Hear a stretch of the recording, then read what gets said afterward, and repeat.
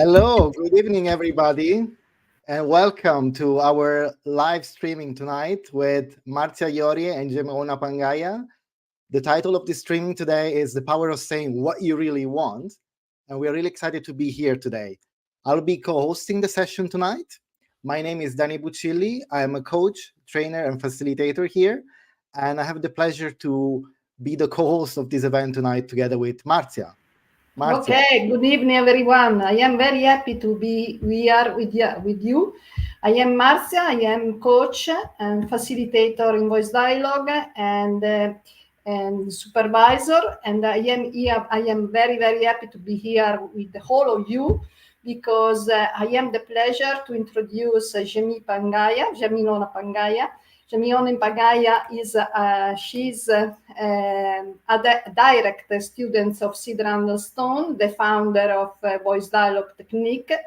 I have been her student since 2014, and I have the pleasure to receive from her supervision in this technique several times.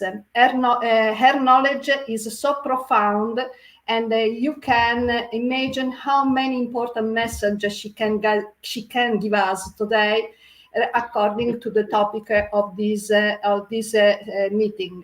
So thanks a lot for to be here with us, Jamil. I am very happy to be that you are with us today.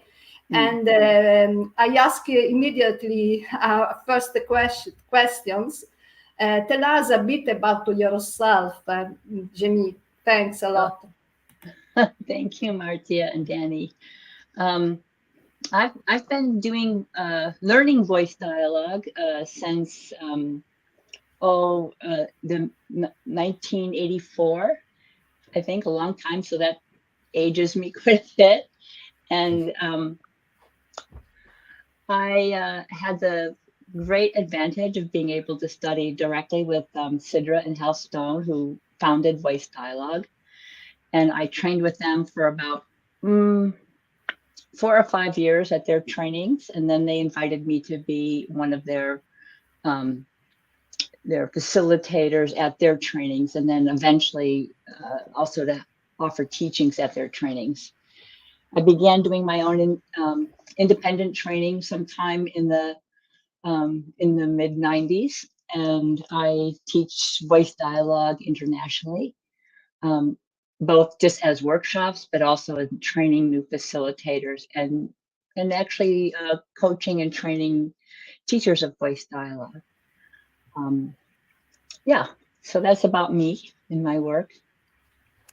That's great, Jamie. And I was also reading your biography, and you mentioned that you define yourself as a consciousness teacher, right? Yeah. What does that mean, really? Like, try to tell us as if you were explaining this to a 5-year-old child, like really. A 5-year-old child. Well, consciousness is how we directly know ourselves, and in the voice dialogue practice, we are facilitating people to get to know different aspects of themselves, to bring the different possibilities with themselves to a more conscious state. A lot of us live our lives on automatic pilot without much consideration of the range of possibilities of how we could be in different situations. So I'm teaching people how to be more consciously aware of their inner selves or different ways of being, and doing this, as we bring it to conscious awareness, we're doing it very specifically in a way that does not have negative judgments, right? A very neutral awareness. So most of us, if we have a self-consciousness about how we're being, it's often accompanied with a sense of inner criticism. So this type that I'm teaching people is how to just know who we are without any of those judgments. It's very great. It's very important. Yes, it's very important.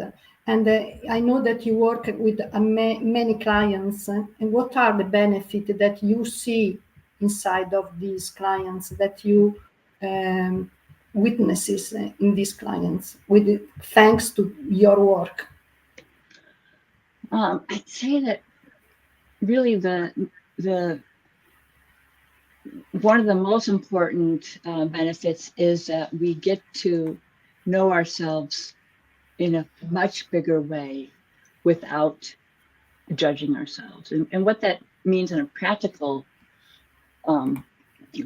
application of that is that I might start to embrace, or my clients start to embrace, um, different aspects of their personality that they used to judge, used to forbid themselves from living out.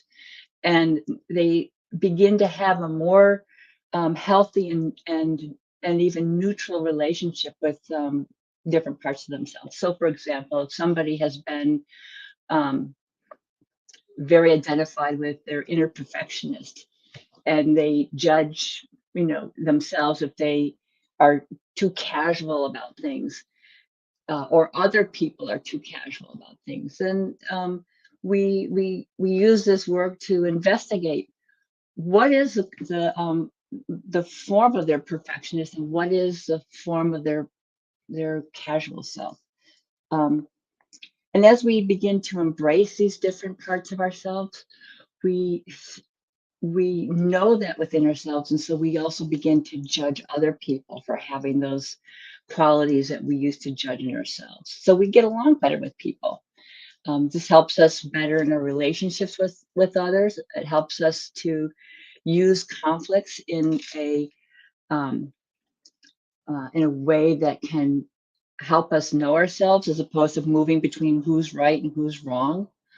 Um, Another big benefit is that people begin to recognize their own needs better and establish healthier boundaries in their own behavior or in their relationships with others.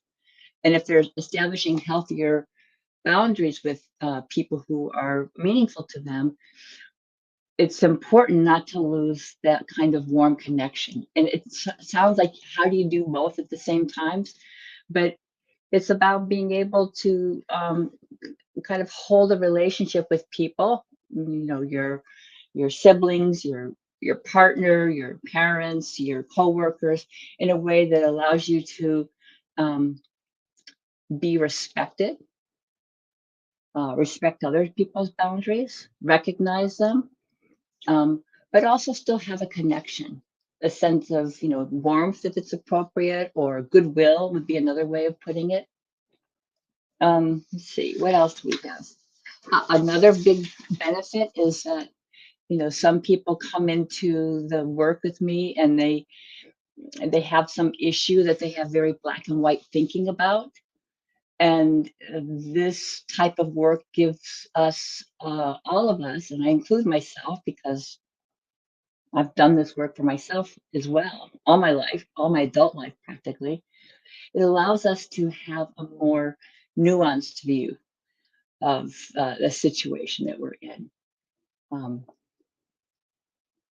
yeah, we move out of who's right and who's wrong, and we have more of a sense of, I see your point. I might be different in my point, but I can accept your way, or maybe I can embrace a little bit of what the other person is doing. Um, Another important benefit is we come to know those softer parts of ourselves. Um, those parts of ourselves that we often keep hidden, even from ourselves. And we start to recognize the feeling of those softer parts of ourselves that are in every experience that we have. And we give breath to those parts of ourselves. And um, and even as, again, there's always this work with opposites. So even as I begin to feel and honor and take care of those softer parts, maybe share that softer part of myself with people in a right condition, I also have my strengths available to me. So we could say that voice dialogue is a way of embracing opposites and that's in large part because the work of the stones is also a descendant of the work of Carl Jung in many ways, and Carl Jung was very much about recognizing and embracing opposites within ourselves. So those are some of the things that just come to mind right away as benefits. Wow, I mean, this is great. It really it makes me think. And how many times I heard clients saying, "Oh, I cannot be soft. No, at work I need to be strong. I cannot show vulnerability." And here tonight, morning for you, we are talking about embracing the soft side and to combine it also with my stronger side that's not as soft, and work with these polarities. I think it's a really powerful concept. I'd like to maybe to expand more a little on this one. If there's anything, maybe there's an example, an idea I'd like to share on that. Yeah, it just comes to my mind at this moment as you're talking about how I was once working with an executive team at a large corporation, and they were working. So there was the CEO and his immediate support team, and there was some conflict in the group, some disagreement that they were trying to resolve, um, and so as I facilitated different people in that team in front of each other, what we came to realize is that each member of the team who was in some conflict right now around this issue, they were the conflict was because each of them were speaking to a different vulnerability, not of themselves, but of the company they were working for. Right. So the financial officer was carrying the financial vulnerability of the company in terms of the decision making, and this one was working with like the human resources and the vulnerability that would happen to the company if this piece wasn't honored adequately. And the CEO was carrying another vulnerability, and so once they began to realize that they were there, both feeling on a personal level the vulnerability of this conflict, but they were also acting on behalf of the company itself, and feeling the whatever the risks were about this decision they were trying to make, an important decision. And so once they began to really feel that and feel each other's commitment to taking care of that vulnerability on behalf of the company, the energy changed amongst them, and they began to collaborate more with an ear to all the vulnerabilities that were in the room through the officers. I mean, I think it's a really powerful example, and I guess it's something that we hear every day. So now I'm really curious to ask you, what are the key requests that you receive every day from your clients? What are the most recurring ones, at least, that you can recall? I'd say that there's kind of like, I would put it in two different categories. So one category are people who are coming because there's some conflict, that they're experiencing within themselves. Like, I can't decide what to do. It's an important decision.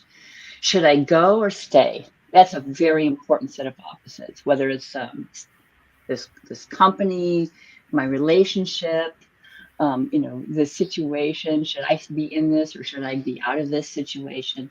Go and stay is a kind of a classic kind of struggle that people have, and I like to reduce it to that simplicity of go and stay, because we get lost in the story.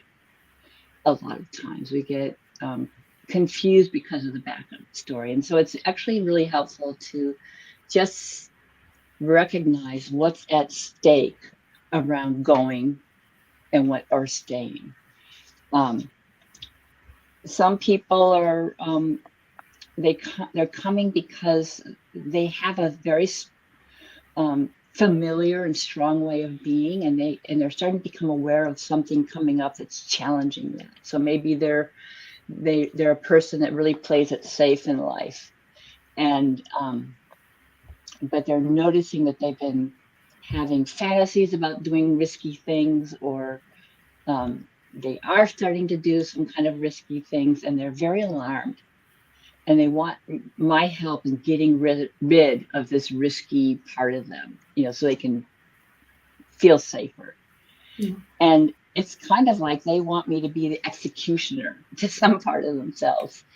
And I just don't go along with that, but what my role is to help them really have a sense of aware, conscious presence with the vulnerability under their main way of being in life, and then to gradually introduce them through the facilitation process to the part of them that is just being suffocated by it and wants to have a little life, wants to have a little fun or take a risk, and um, can't isn't really being heard within awareness. So that's a big one. Um,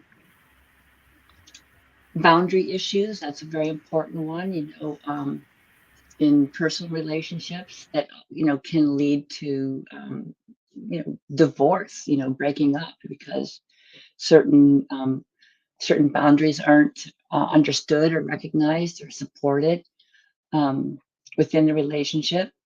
Um, what else would be another big one is, people who live with a huge inner critic, and so they are filled with self-doubt. They don't have confidence in their actions. They second guess themselves. They make a decision and then they think, oh, that was stupid, or I did wrong. And especially if something doesn't go perfectly, if it doesn't go how they want it to, they can just suffer a really big inner critic attack. And in fact, if it's very severe, a critic attack can be just extremely painful, but also um, for some people, it's almost life threatening. Like I was so bad, I don't deserve to live, and so that's tragic, to have that. And so um, I've worked with people who have strong inner critics, and a big piece of it is helping them, instead of being the victim of their inner critic, find a skillful, neutral way to hear what is the inner critic wanting us to know about that we are blocking. Um,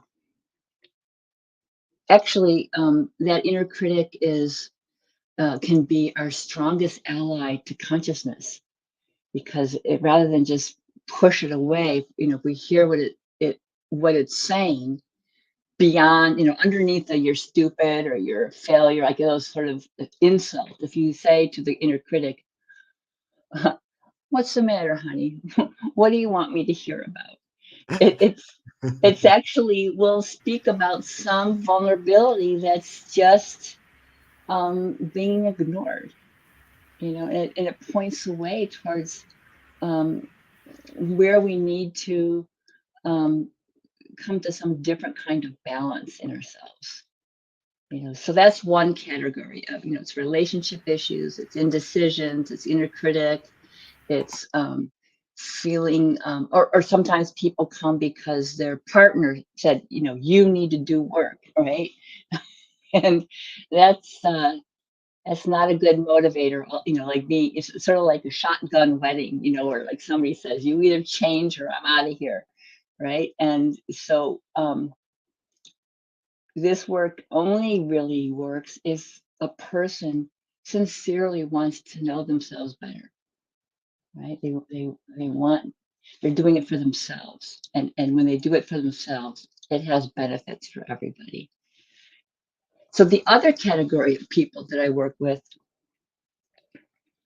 are people who it's like after a time of working on sort of situational issues, problems and stuff, people begin to realize the real benefits of voice dialogue. And so um, the work can start to shift more towards, just a sense of I want to know myself more. What am I missing out in my life? I'm having dreams or fantasies about certain things that are giving me a sense of direction about something else that's coming in or is available to me right now. I have clients um, who are on a spiritual path, and what they're seeking to do is to discern what's really true for them, and not just what's been handed down to them as spiritual beliefs. Not to just throw it away either, but to just really begin to um, get their own sense of how they're, what are their spiritual beliefs and how might they live them in a more coherent way.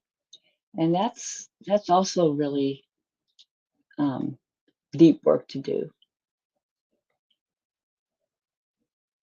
Oh, I just thought of one other category of people that I've worked with that's really kind of fun is people who are feeling blocked. Wow, that's So a they're big one. yeah, they're feeling blocked.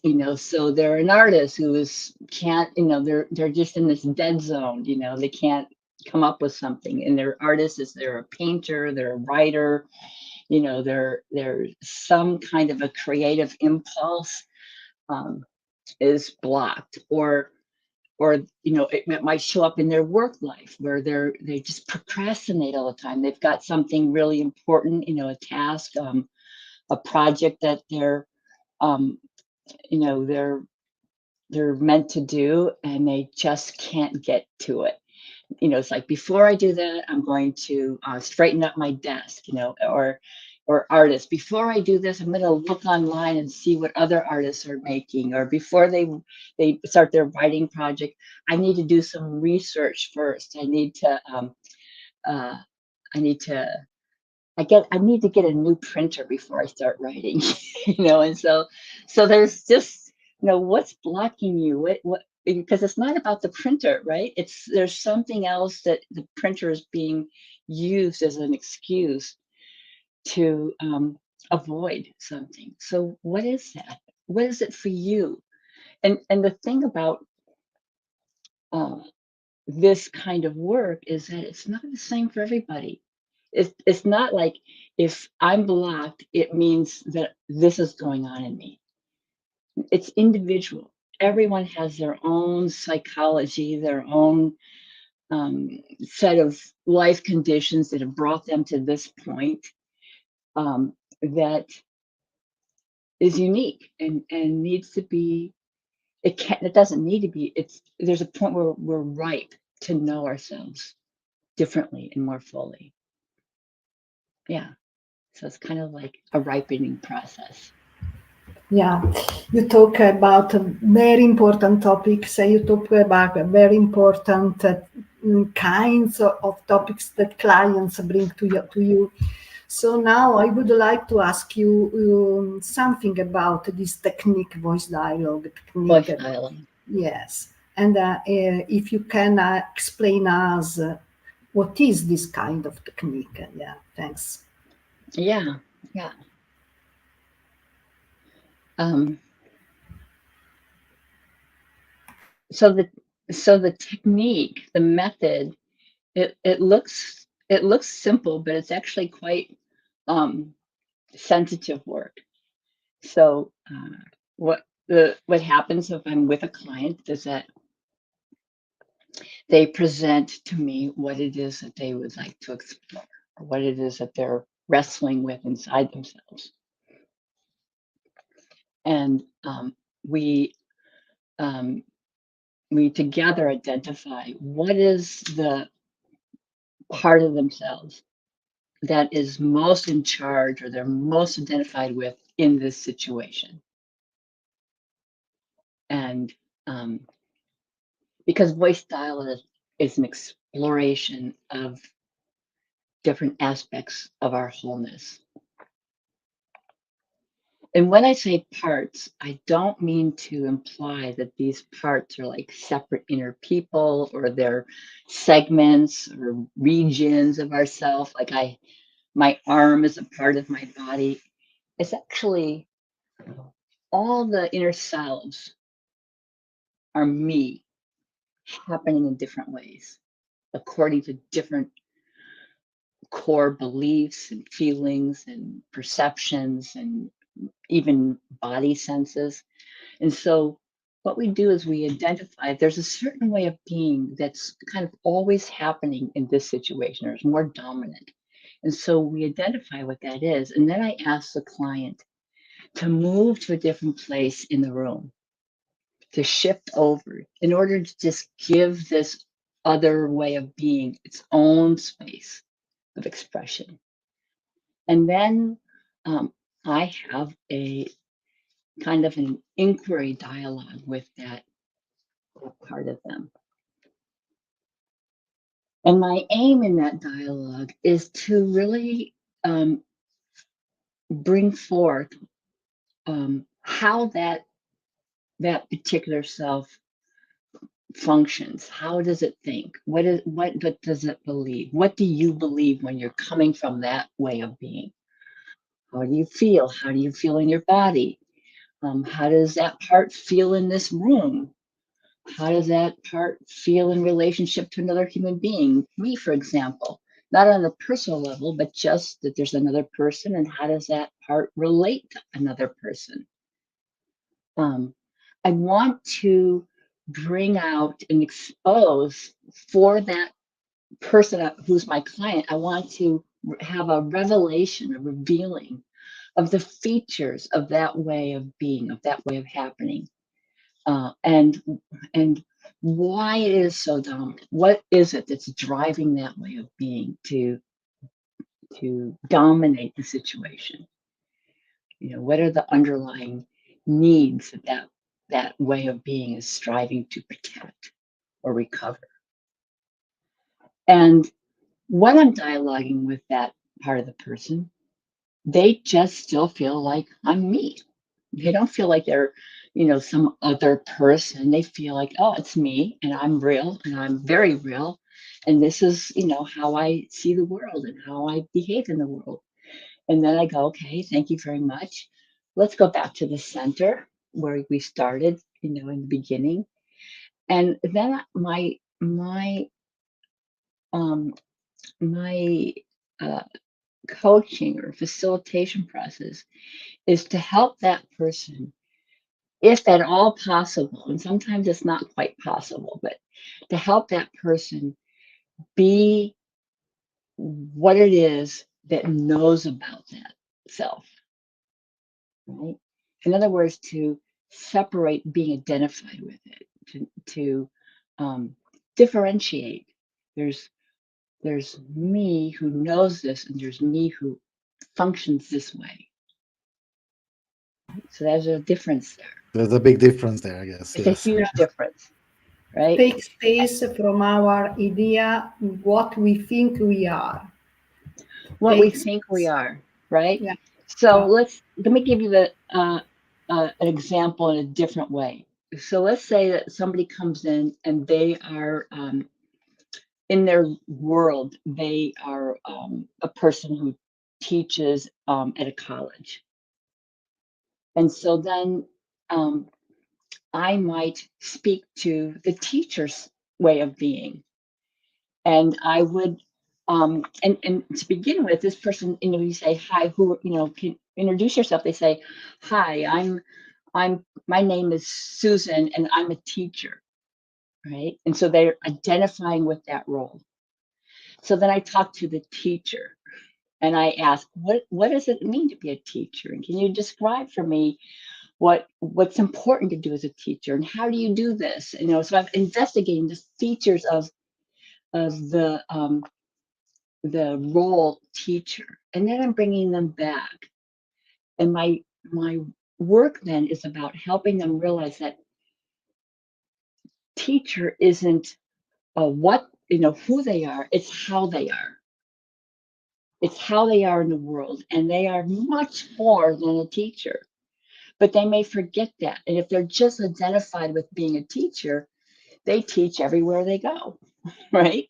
They're teaching the gas station attendant how to pump the gas, and they're teaching their kids how to behave. That's appropriate sometimes, but at a certain point, people start to put their fingers in their ears and they say, enough already, right?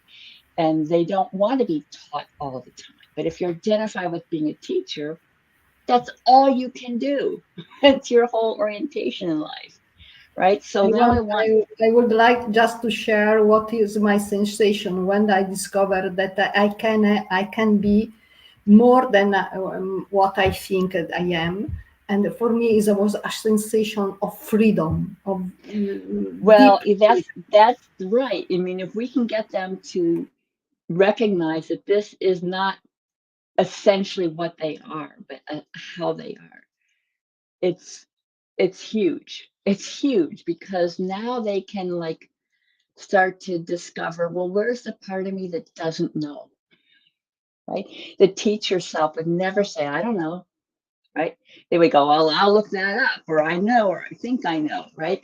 The teacher's always coming from knowing, from the, Yeah, should from know that. Yeah, should know I the know answer. that, and it's embarrassing not to know it. And if they don't know it, their critic comes in and says, "You were so stupid then. You didn't know. You didn't have, or you weren't helpful. You didn't help that person know." Right? So it's very helpful to help that person recognize that functioning as a teacher is a way of being. It's not what I am. And so once I help that person realize that, to recognize that I'm what knows about my capacity to function as a teacher, then we can say, is there anything else that kind of happens in you that you'd like to explore? And they say, well, I don't know. I don't know what else. I said, well, can I just talk to the party who doesn't know what to do next, right? Who doesn't know, what happens next? And then we move over to I don't know, and we begin to explore. I don't know. What is it? What's the gift? See, every self has a gift and a liability. So what's the teacher can point out what the liability is of not knowing, right? But can't point out what the gift is. And so when I talk to the part who doesn't know, that part eventually, once it feels safe with me, who's facilitating this inquiry, they're safe enough to not know, then they can start to like blossom in the session and start to share what the gift is of not knowing. Right? And it can be very surprising, and it can be different for different people. Right. So for one person, the I don't know is being in a state of wonder. Like I don't have to know everything. I can just be present with how things are happening right now. Or I don't know. I just like to find out. Or isn't isn't isn't life about just experiencing a sense of wonder that can't always be interpreted by the mind? So there's uh, or my I don't know can be a student. I don't have to be the teacher. I can be someone who receives information, not gives all the information or the experience. So so I've been facilitating this other side now in a different part of the room, or move over to a different place on her chair. And what happens is amazing, because when I'm facilitating this other side, it also feels like really me. It also feels true, just like the teacher self felt true. And it feels real and true and valid, and um, and you can feel this sense of longing even to be more present in life in a way that this other side doesn't allow.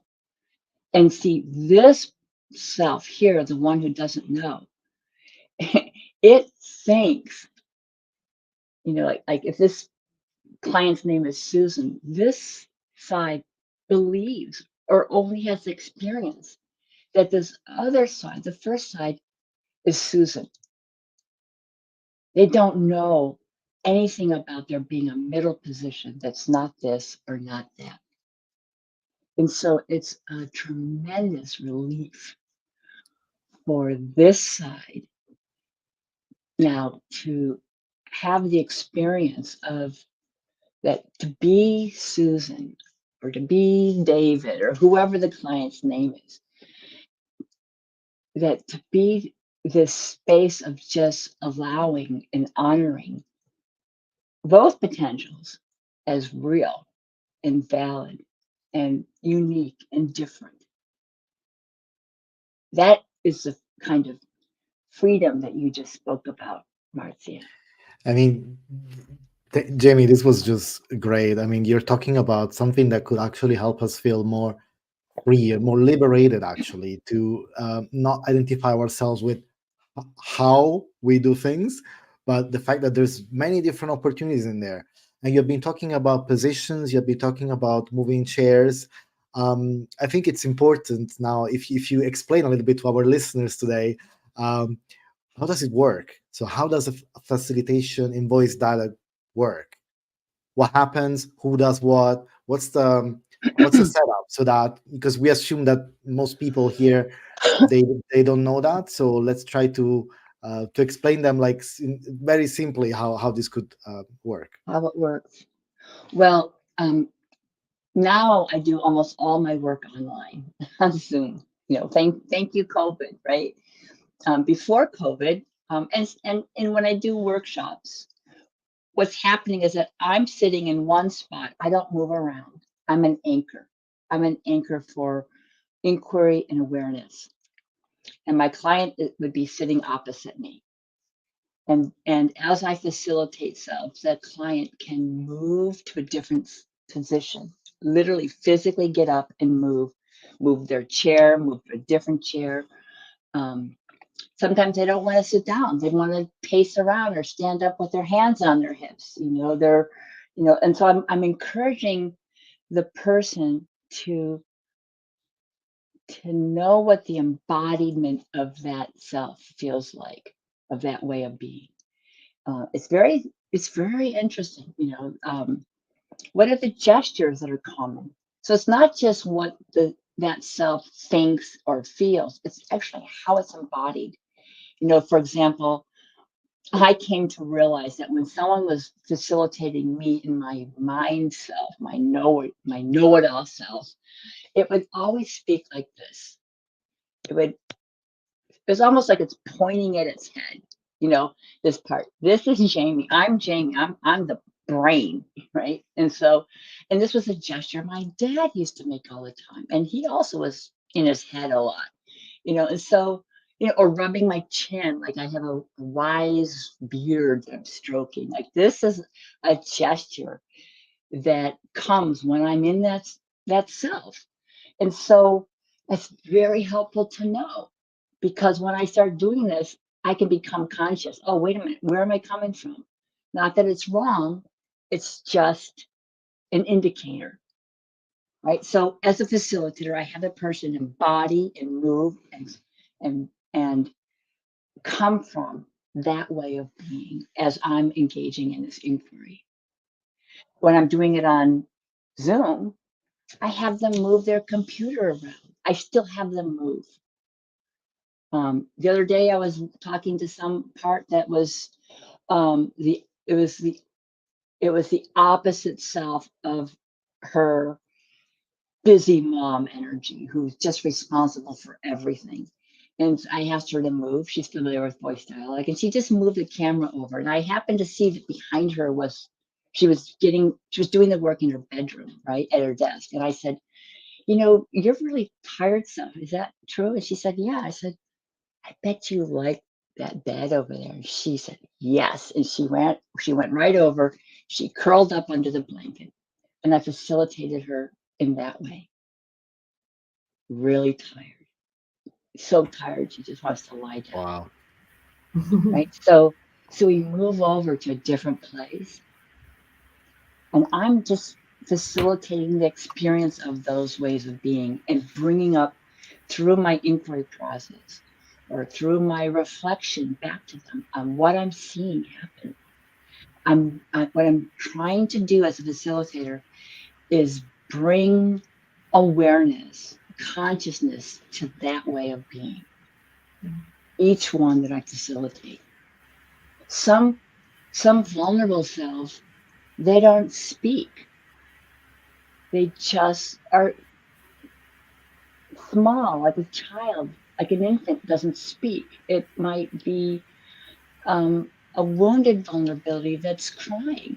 I'm not asking them to put their feelings into words, just facilitating the feeling, right? And so all of this investigation, all this inquiry, it all comes back again to the center. And then the person moves back to the center. And then my facilitation process is to help them anchor in just what I said before. This is, I'm what knows about these ways. I can't be defined ultimately by any of these ways. Even though when I'm in that self, that's who I think I am, right? So I'm working to help this client know that what they are is the awareness of these ways of being.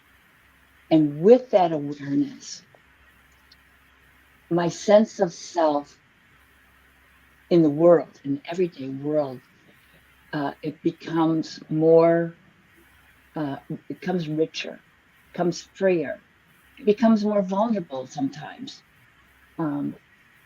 We, because we recognize the truth over time of doing this kind of work. We begin to recognize the truth of these different ways of being without holding any fixed identification with them. See, we have to actually function from selves in order to have experience. Just being aware is not any engagement with life. We need ourselves, but we don't need to be rigidly identified with any way, because the moment we are, we lose the vitality of something else. It's part of what we are. Thanks. So people, though I typically have sessions for 2 hours, sometimes an hour and a half, because you can't rush this. And it's also not an instant fix. It's a process of investigation. It takes a while of doing this work to really get grounded in the range of possibilities that we have within ourselves. Thanks.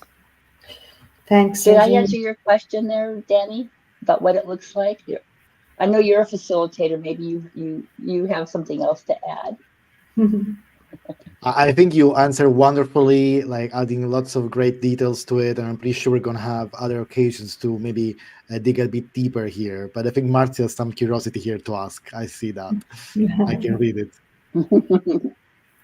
So, Jimmy, thanks a lot for this clarification, because you give us a very important key words to follow when we facilitate our clients. So thanks a lot for that. The topic of today webinar is the power of saying what you really want. Yeah. This is a very important topic, because sometimes we are constrained between many difficulties to express ourselves really. So I ask you if you can give us some advice as a voice dialogue can help people to express themselves freely in a way that to say that what they want. Thanks.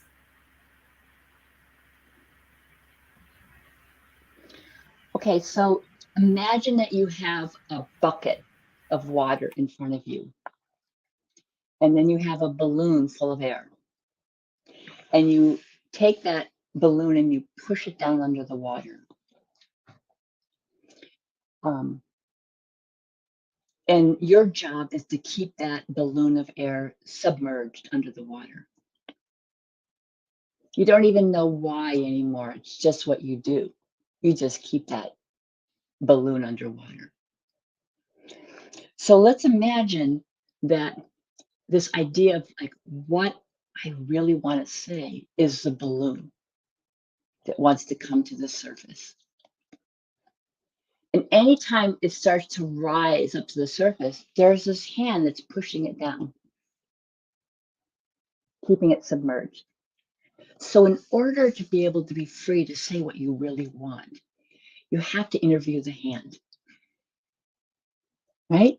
You have to find, there's a reason that's probably even not paid attention to anymore about why you shouldn't say what you really want.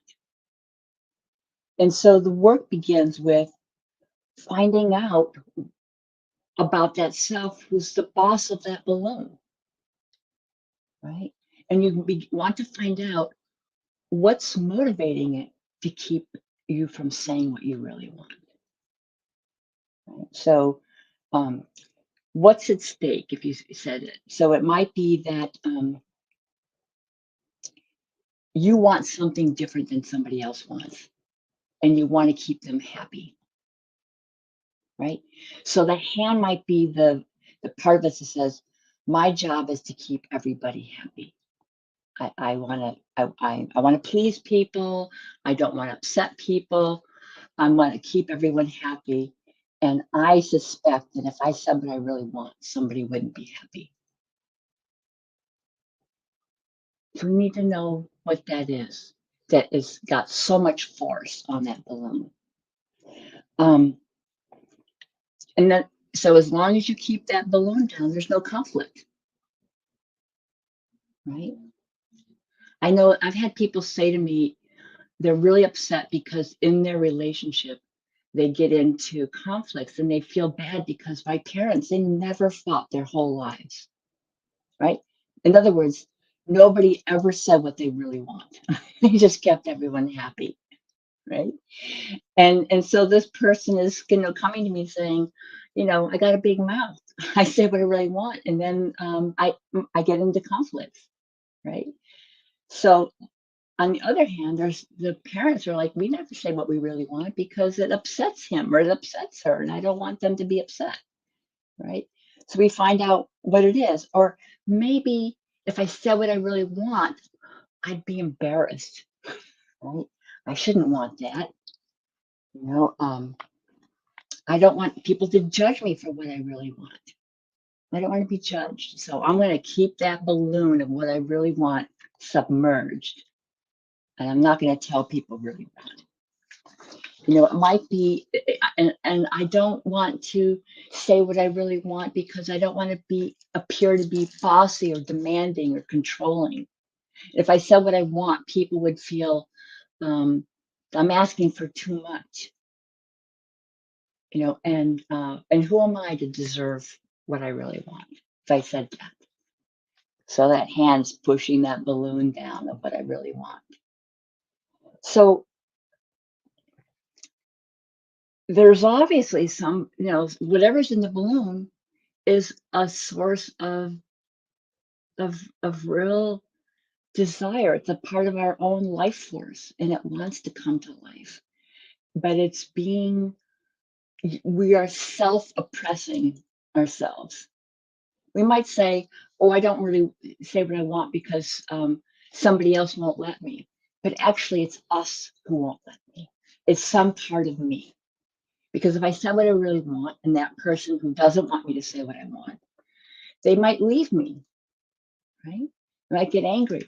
So I will cut off my own tongue so I won't offend them.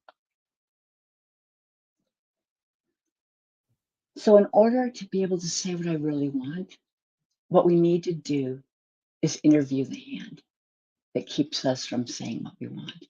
And we have to not just cut off that hand, we want to be able to honor our need to be safe, honor our need to belong, honor that part of me that can handle your disapproval, can let you be disapproving and let that be your experience, not a reflection of me. And then it's like we become we start to feel like we're becoming like something authentic is coming to truth for us. And I don't let people get away with that feeling that their authentic self is now being revealed. Because that part of us who says what I really want feels like it's my authenticity. But it's also authentic to want to be safe. It's also authentic to want to belong. And so the power of saying what we really want is the power to honor both sides, to honor both the part of us that keeps us safe or keeps keeps me in relationship or keeps me from becoming a target. But it's also authentic for me to follow my own way, to discover my own way and explore it. My children might say, "This is how we want you to write your will," and what I really want to say is, "This is how I'm going to do it," right? But I don't want my kids to be mad at me, right? So then I have to like feel both sides, and I have to be willing to take the heat, for either side. Because if I do it how everybody wants me to, and I submerge that balloon, I feel a great loss of something that is also real in me, right? I want a raise. I'm afraid to ask for a raise at work. I'm afraid that they'll tell me, "Who are you to ask for more money?" Or, well, we can replace you for less money. I'm afraid to ask for a raise. So I'll just keep that part. What I really want is a raise. I'll keep that down because I don't trust that part of me to be able to communicate effectively what I want, right? And here's another real interesting thing.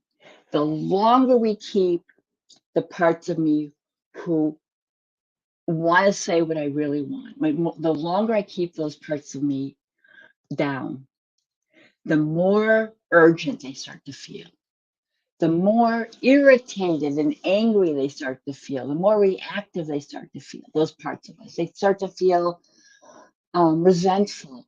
They begin to project onto the other person all the sense of control. Does that make sense?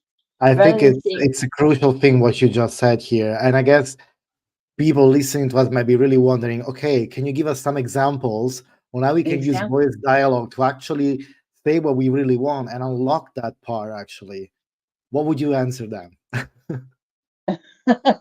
Okay. So the main thing is, like I said earlier, is to realize who is the I who's speaking, right? Because some part of me really wants to say what I want, and that part says, I want to say what I really want. And there's another I who's saying, don't do it, right? Don't be a fool, right? So we're always working with opposites. We're always working with the paradox of opposites, and we're moving from a place of conflict in ourselves to a place of holding that paradox, holding the richness of that. And so the example is, I'll just use the one I just said, like, I want to, I want, or it might be you're the child of your parents and you want them to write their will a certain way, right? You might say, Dad, I want you to make sure that I want to make sure that you're writing the will the way you want to, and you're not doing it just to please me.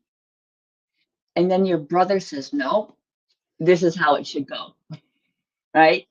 I'm the oldest, I should have a little bit more, right? Or I'm the one that gets the house, I inherit the house, and and so there's this conflict, right? And maybe that your brother's always been kind of domineering and control, maybe even a little bit of a bully. And so you don't want to say, in the family meeting, Dad, I want you to write the will the way you want to. Right? You don't say it. So to say it means that you have, through the voice dialogue work, what we do is we recognize who the inhibition is to saying what I really want. And in order for me to say what I really want, I have to develop the part of me who can handle my brother's disapproval, his judgment, or his bullying about this. I have to find the part of me that is strong enough to stand up to him. And that's absolutely possible because that brother is a teacher about how to be strong and say what you really want. Like, for example, somebody might come to me and they might say, I don't really know how to say what I really want. I don't know how to do it. I've never done it. I've always just kind of hoped that they would know, right? And so if they find I don't even, I look, I don't have it. I don't know how to do it. But I'll say, do you know anybody who really knows how to speak their mind and say what they really want? And they say, oh yeah, my brother has no problem saying exactly what he wants and getting what he wants. So I say, okay, would you move over and model for me the energy of your brother? Show me what he looks like. Go over there and find a place where he would stand or sit and feel the energy of that brother in all his entitled energy, and I want to meet this energy. Show me what he looks like. Show me how he would talk. And it's amazing because as long as it's not them, they're usually very happy to show me what a monster this brother is, right? And I can facilitate the brother energy that's in that person. And then I just kind of show them, well, okay, you know how to do it. You've learned it from your brother. It's in you. You just showed it to me. Now show it to me as yourself, that energy. What would you say with the kind of energy your brother has? And all of a sudden, that person, they have that power. They have that power to say it. But then again, we have to kind of go over to the other part who's shaking with fear.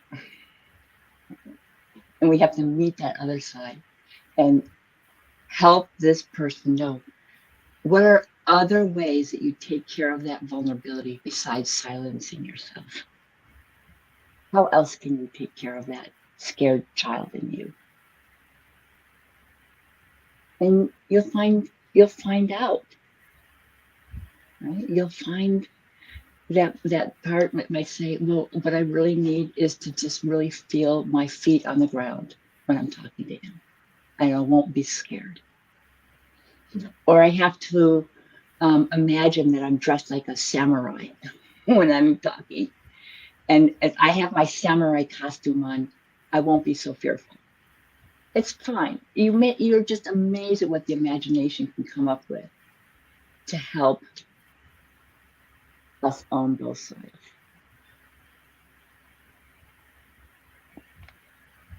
Thanks. Thanks a lot, Jenny. To be aware of inner voice, because every one of us has experienced inner voice inside of us. So to be aware of this inner voice inside of us, how much important is, and besides, how much important is for professionals, as coach, as counselor, as psychologist, how much is important for manager that is related with other people. So how much important is to be trained, to be aware of this inner voice. And I would say inner voices, right? Plural. Because it's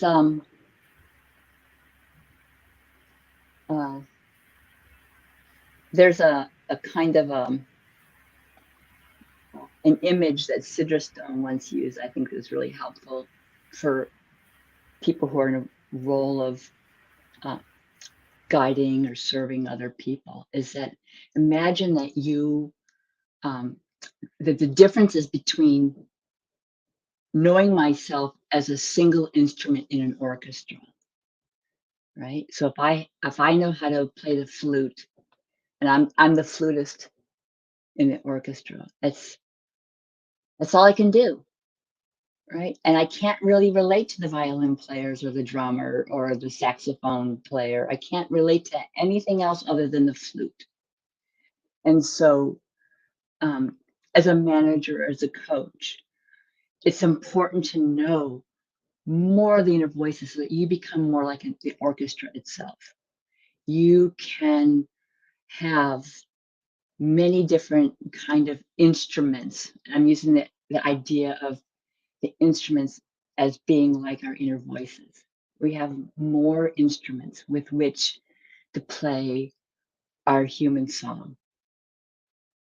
And so when we only are identified with one or two main inner selves that we've had, all our life since we were teenagers, we got sort of fixed in a certain way. When we only have those, we really do lose our capacity to truly understand other human beings, to other ways of being.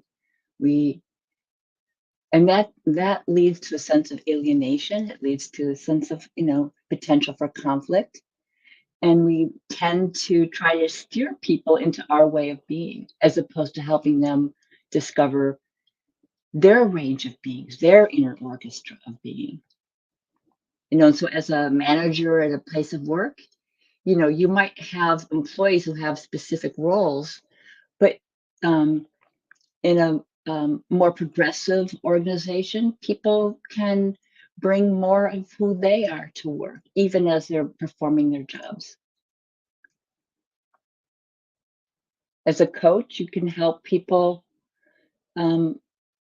You're not reading your client from one perspective only. You're able to read or sense or understand your client and his or her goals from a bigger perspective. So if I'm a person who's very organized, that's one of my primary ways of being in life. As a coach, I won't be able to help them want to get more organized about meeting their goals, or how they go forward. I can't help them be spontaneous, because to me, being spontaneous is disorganized and chaotic. And so I want to be able to, as a coach or as a facilitator of voice dialogue or as a counselor, I want to be able to come to them with the part of me that can be very organized, and knowing that part of me that can be spontaneous and changeable and open to new possibilities, as opposed to just repeating an organizational structure.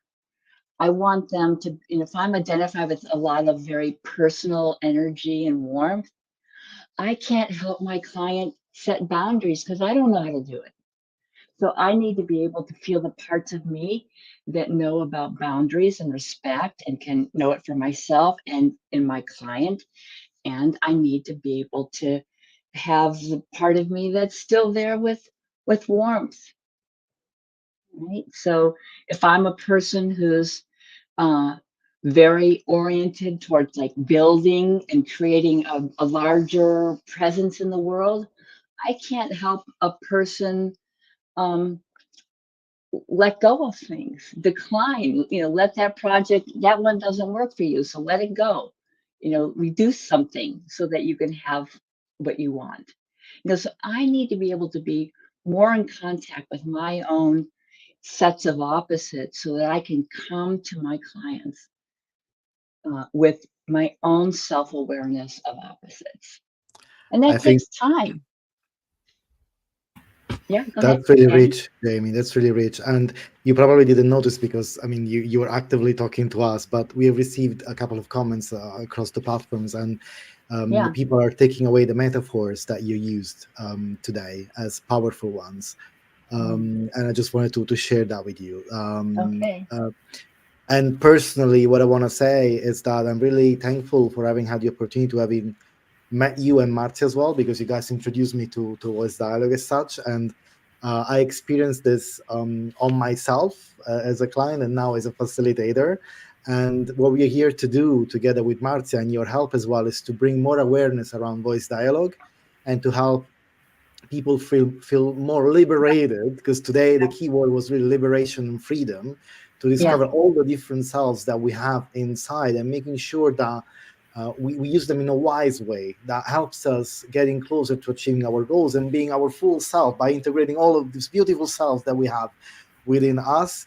And that's also the reason why we are really happy to have you on our upcoming voice dialogue facilitation. Yeah, we are very happy to share with our audience the next events that we are going to run next year. Then From Portland, Oregon to Italy.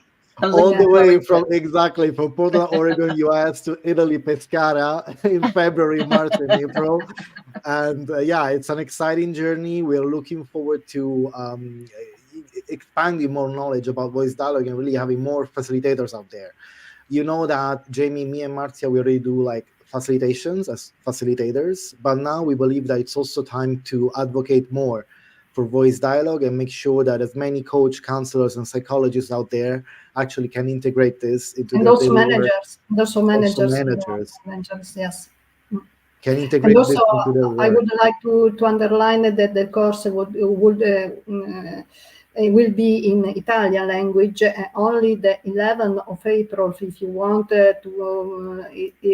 Jamie will be with us, and we have the honor to be with Jamie the 11th of April, and so it's very important that all the day Jamie share with us her experience about this technique, very important. So thanks that Jamie for be accepted to be with us in Italy.